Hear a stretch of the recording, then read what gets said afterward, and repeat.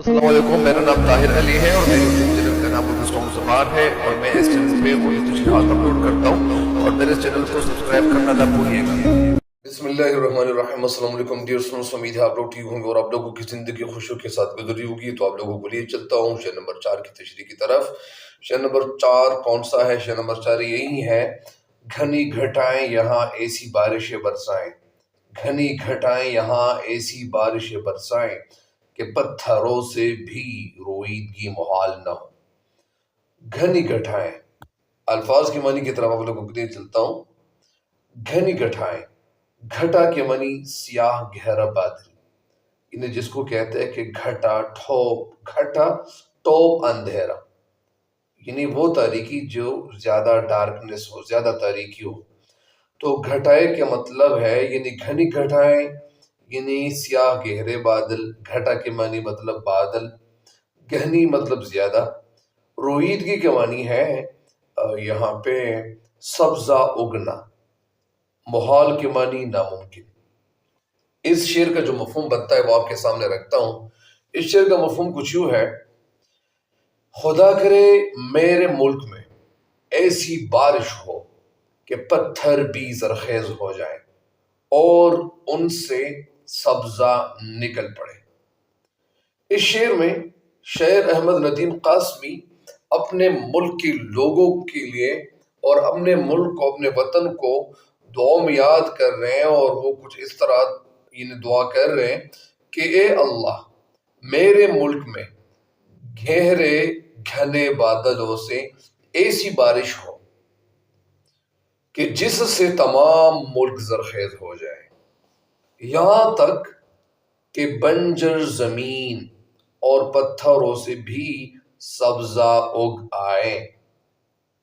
जरखेज जमीन से तो फल फूल और अनाज उगता ही है, लेकिन शायर की ख्वाहिश है कि संगलाख पहाड़ भी जरखेज हो जाए, वो पहाड़ जहाँ पे पत्थर हो, ताकि पत्थरों से भी यानी सब्जा उग आए, जरखेजी वहाँ पे नमूदार हो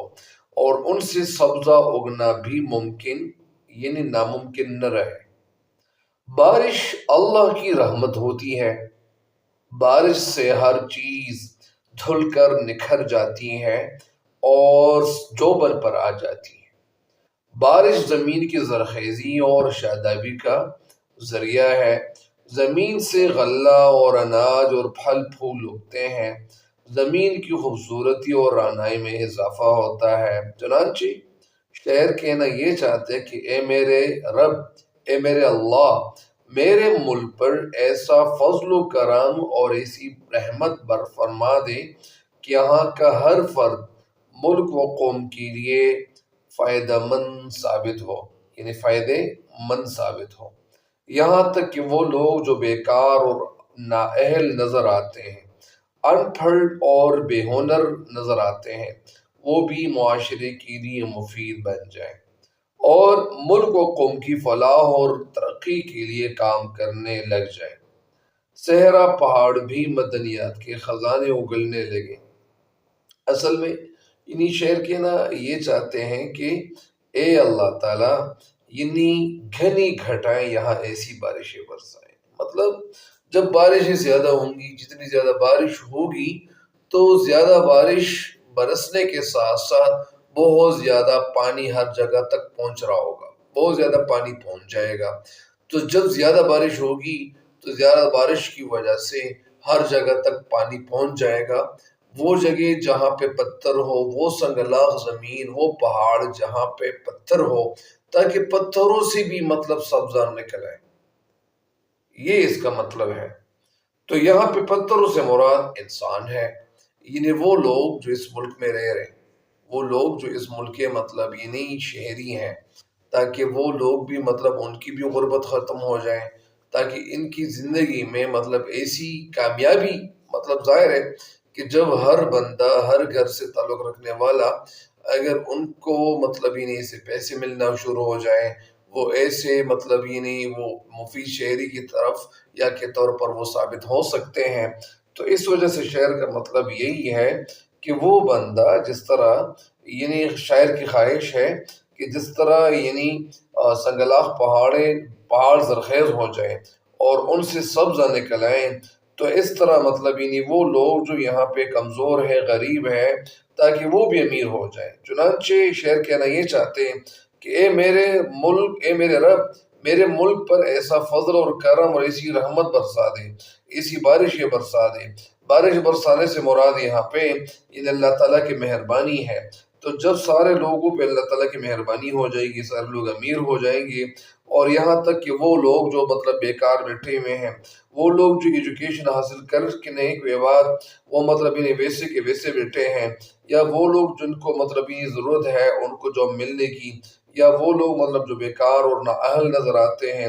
ان پڑھ اور بے ہنر نظر آتے ہیں، وہ جو مطلب انہیں ان پڑھ ہے، ان ایجوکیٹڈ ہے، تاکہ وہ بھی معاشرے کے لیے ایک مفید شہری کے طور پر یا مفید شہری کے طور پر مطلب وہ بھی نظر آئے۔ کہنے کا مقصد یہ ہے کہ جب ہر طرف سے، چاہے وہ تعلیم یافتہ لوگ ہو، چاہے وہ غیر تعلیم یافتہ لوگ ہو، چاہے تعلیم یافتہ ہو چاہے ان پڑھ ہو، اگر ہر بندہ اپنی محنت جاری رکھے، چاہے وہ اگر وہ تعلیم یافتہ ہو، مطلب انہوں نے ایجوکیشن جو حاصل کی ہوتی ہے، یا جس طرح مطلب یہ تعلیم یافتہ لوگ کون ہے، جو ڈاکٹر ہے، انجینئر ہے، ٹیچرز ہے، پروفیسر صاحبان ہیں، بہت سارے لوگ اور بھی ہیں مطلب جو ایجوکیٹڈ ہے، تو وہ مطلب اس معاشرے میں لوگوں کے کام آ رہے ہوتے ہیں، لوگوں کو ترقی کی طرف گامزن کر رہے ہوتے ہیں۔ ہر بندہ ہر جگہ پہ وہ مطلب کچھ نہ کچھ محنت کر رہا ہوتا ہے تاکہ وہ اس ملک کا مفید شہری ثابت ہو سکے۔ ساتھ ساتھ اس ملک میں مطلب بہت سارے لوگ غریب بھی ہیں، جو لاچار ہے، ان کی زندگی بڑی تنگ دستی سے گزر رہی ہوتی ہے،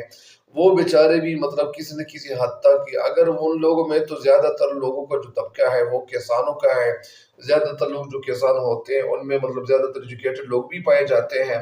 لیکن کہنے کا مقصد یہ ہے کہ وہ کسان بھی جب مطلب انہیں محنت کرتے جائیں گے، یا اسی طرح محنت مزدوری کرنے والے، فیکٹریوں میں، کارخانوں میں کام کرنے والے،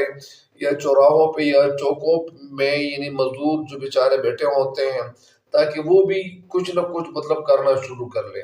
ایک بات تو یہ بھی ہے کہ کئی دفعہ میں مطلب میرے ذہن میں ایک بات آ رہی ہوتی ہے کہ اگر حکومت ان لوگوں کو مطلب ایسے کارخانے بنائے جائیں، ایسی فیکٹریاں بنائی جائیں، ایسے کارخانے بنائے جائیں جو مطلب ان کو مزدور کے طور پر رکھا جائے، ان کو نوکر کے طور پر رکھا جائے، تو یہ لوگ مطلب ان کو جب تنخواہ ملنی شروع ہو جائے تو یہ اپنے گھر والوں کے لیے صحیح طریقے سے مطلب پیسے بھیجیں گے۔ اگر یہ گھر والے مطلب ظاہر ہے کہ وہ گھر والے بھی پیسے تو وہ اپنے گھر میں تو نہیں رکھیں گے، وہ ان سی چیزیں خریدیں گے، جب چیزیں خریدیں گے تو ان چیزوں کی وجہ سے جو حکومت کا جو خزانہ ہے، جن چیزوں پہ ٹیکس لگی ہوتی ہے یا جن چیزوں پہ محصول لگا ہوتا ہے، تو وہ مطلب ظاہر ہے کہ وہ مطلب ہی نہیں حکومت کی طرف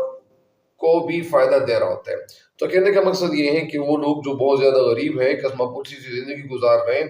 تو وہ بھی مطلب کسی نہ کسی حد تک یعنی مفید شہری ثابت ہو سکے۔ ایک بات یہ بھی ہے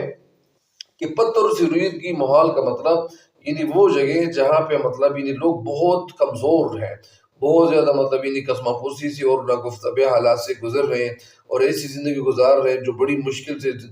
زندگی گزار رہے ہیں، تو ان لوگوں کو مطلب اٹھانا یعنی یہ اتنا مشکل کام نہیں ہوتا، لیکن اگر اس کے لیے کوئی لائحہ عمل طے کیا جائے تو کہنے کی بات یہ ہے کہ مطلب شاید یہی کہنا چاہ رہے ہیں کہ وہ لوگ جو مطلب یعنی وہ غریب ہے، تاکہ وہ بھی اس ملک کی ترقی میں یعنی اپنا حصہ ڈالیں، تو ظاہر ہے کہ وہ حصہ تو اپنے حصہ وہ ڈال رہے ہیں، لیکن کہنے کی بات یہ ہے کہ ان تک مطلب ان سے یعنی ان کو ایک اچھا مفید شہری تب ثابت کیا جا سکتا ہے جب ان سے کام لیا جائے، اور ان سے کام لینا اتنا مشکل کام نہیں ہوتا۔ ان کو فیکٹریوں میں کام دلوائے جائیں، ان سے ایسی جگہ پہ کام لیا جائے جہاں پہ مطلب ان کو اچھی تنخواہ بھی ملے، اچھے پیسے میں ملے۔ تو کہنے کا مقصد یہ ہے کہ وہ بندہ جو غریب سے غریب ہے، جو بہت زیادہ یعنی وہ ایسی زندگی گزار رہا ہے کہ وہ بہت مطلب یعنی